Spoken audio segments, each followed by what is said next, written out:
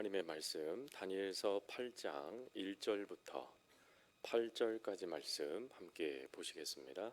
구약성경 1246면입니다.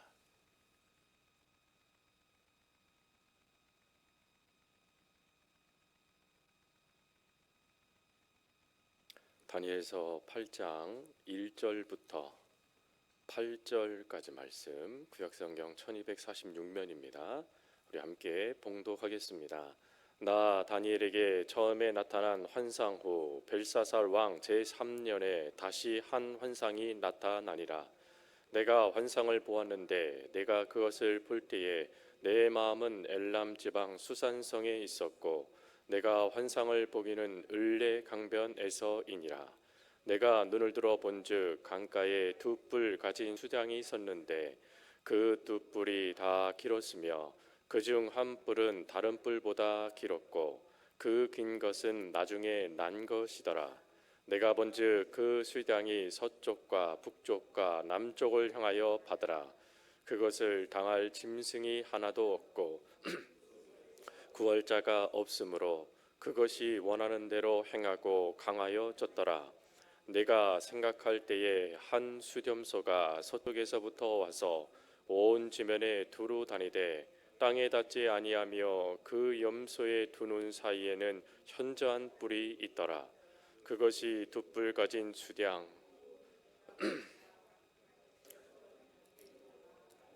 분노함으로 그것에게로 달려가더니 내가 본즉 그것이 숫양에로 가까이 나아가서는 더욱 성내어 그 숫양을 쳐서 그 두 뿔을 꺾으나 숫양에게는 그것을 대적할 힘이 없으므로 그것이 수당을 땅에 엎드려 드리고 짓밟았으나 수당을 그 손에서 벗어나게 할 자가 없었더라.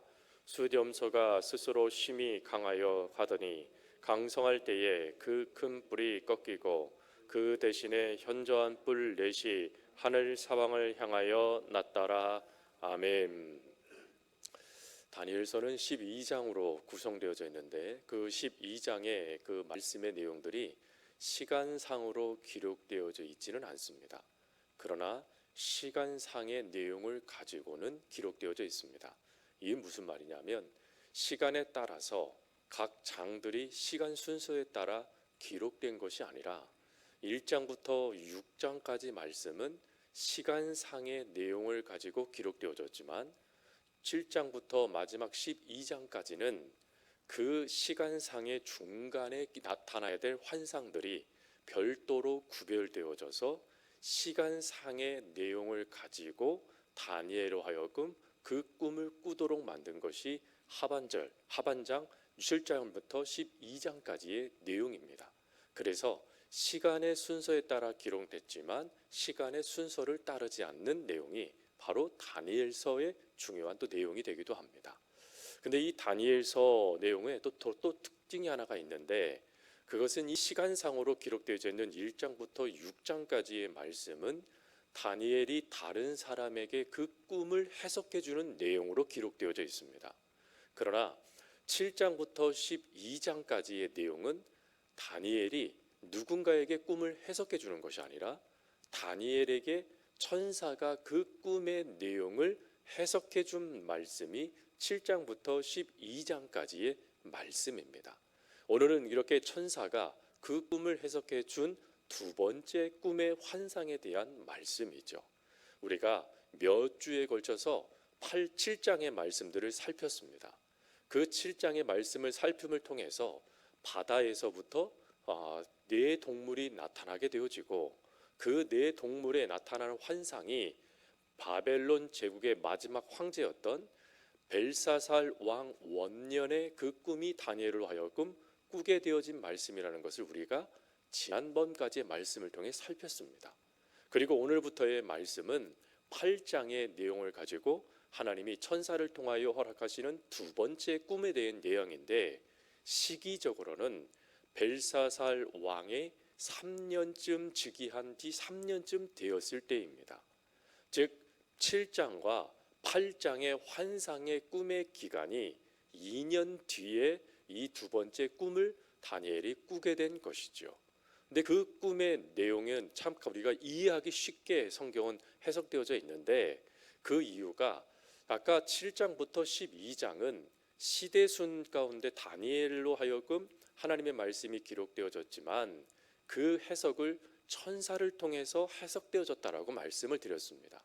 그러다 보니 7장부터 12장은 앞절 1장부터 6장에 나와 있는 내용과 다르게 하나님이 말씀하셨던 이 환상의 대상들이 누구인가, 그리고 이 환상을 통해 하나님이 하시고자 하신 말씀의 내용은 무엇인가 하는 그것이 정확하게 기록되어져 있습니다. 그래서 여러분 8장을 우리가 설교 가운데 본문이 길기 때문에 이렇게 8절까지만 끊었지만 원래는 8장은 한 번에 살펴야 됩니다. 21절까지 한 번에 살펴서 그 21장까지 내용, 21절까지의 내용을 가지고 이 내용은 이 내용이었네, 이 말씀은 이 말씀이었네, 이렇게 그 꿈의 내용에 대한 답을 찾아야 되죠.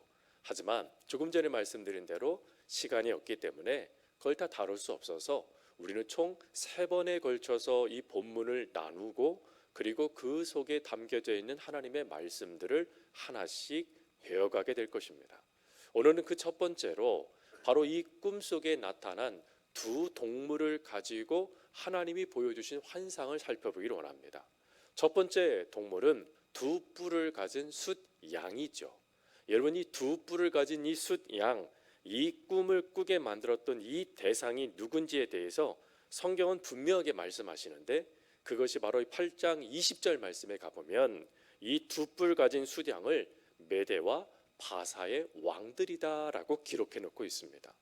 즉 이 메대와 바사라는 이 왕은 아직 벨사사 왕이 즉위할 때는 그 세력의 힘을 펼치지 못할 때입니다.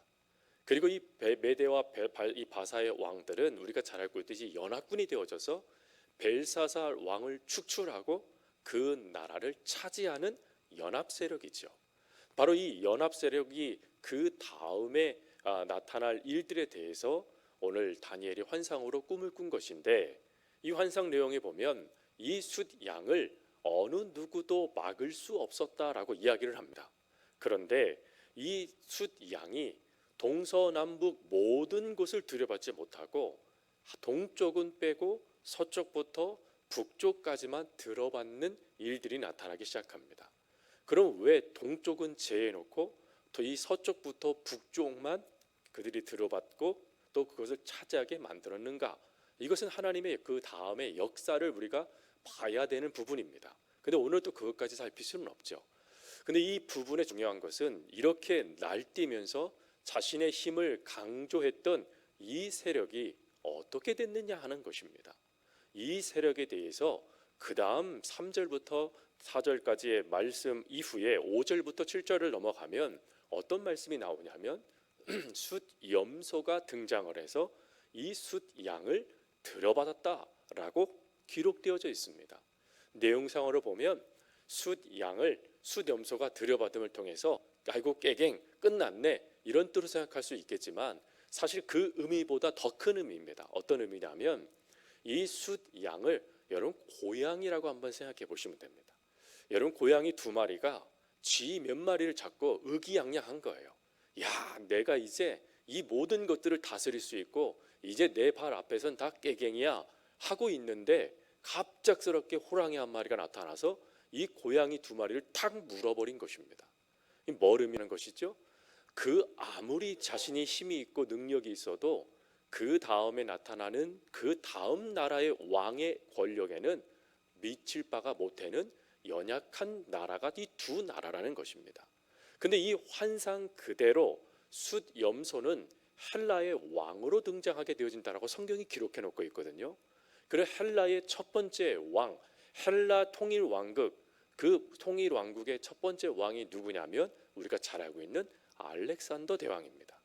이 알렉산더 대왕이 바로 이 두 번째 이 꿈의 주인공이 되어져서 메대와 바사의 나라를 몰락시켜 버리죠. 그리고 바벨론이라고 하는 페르시아 민족을 아예 그 문명을 멈춰버리게 만들어 버립니다. 그래서 이 그 동쪽 지역에 어떠한 주인도 나타나지 않도록 이 헬라의 그 알렉산더 대왕이 그 땅을 차지해 버립니다. 근데 이 알렉산더 대왕도 어찌 됩니까? 오늘 8절 마지막 절 보면 그 왕조차도 어찌 되어지냐면 8절에 그 뿔이 꺾이고 그 대신에 현저한 뿔 넷이 하늘에서 사방을 향하여 났더라 라고 기록되어져 있습니다.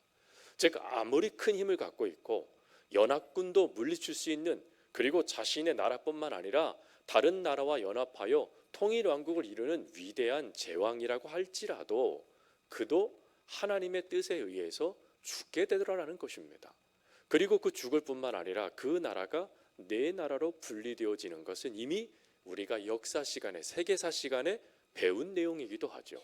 근데 그 역사의 모든 것이 누구 손에 의해서 이루어졌느냐를 기억하셔야 됩니다.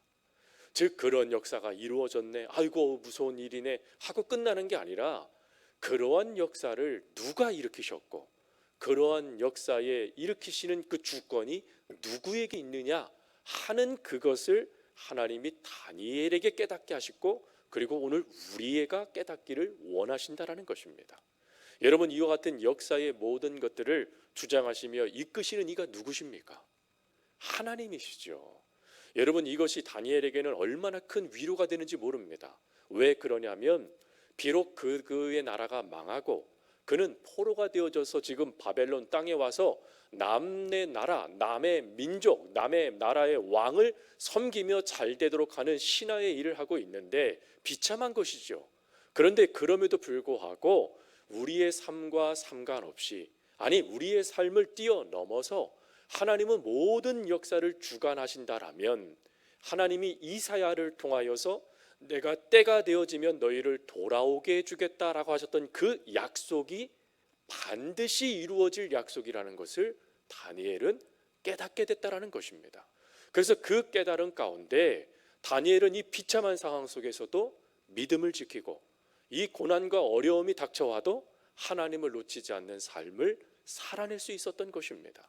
그리고 그가 그렇게 하면서 자신을 한 번도 드러내지 않습니다. 놀랍지 않습니까?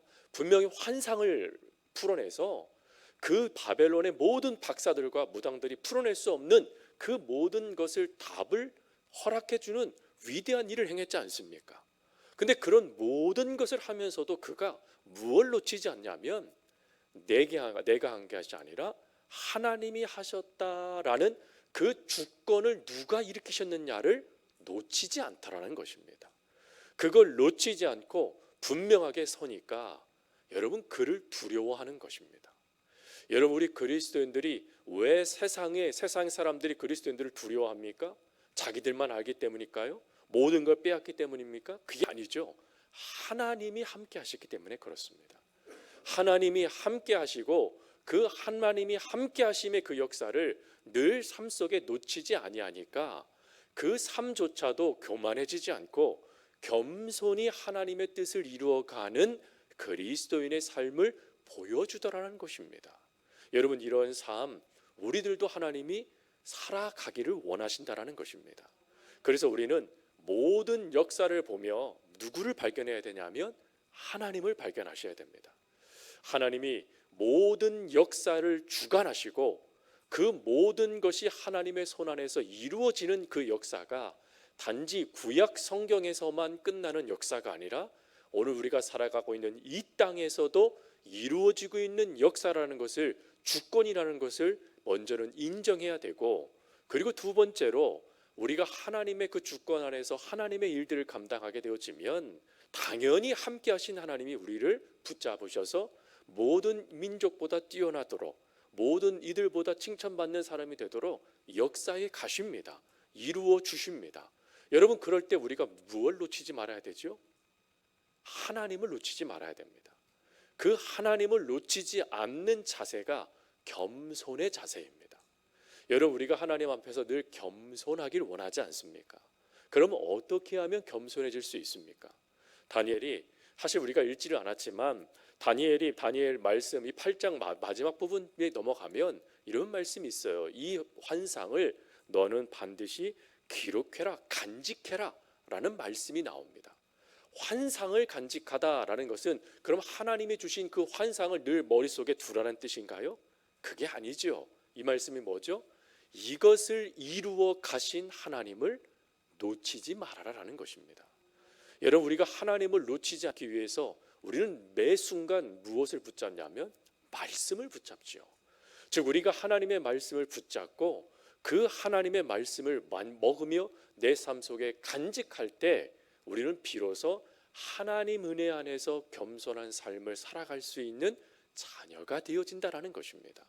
그런 여러분, 다니엘이 그 힘들고 어려운 속에서도 바로 이 하나님을 놓치지 않게 되어지니까 하나님 절대 주권의 그 역사에 감사하게 되어지고, 그리고 나 같은 자를 통해서 역사하실 하나님의 그 역사에 나를 드러내는 것이 아니라 하나님을 드러내는 것으로 만족하고, 그리고 어떠한 순간에도 겸손히 하나님의 그 뒤를 걸어갈 수 있었던 것입니다.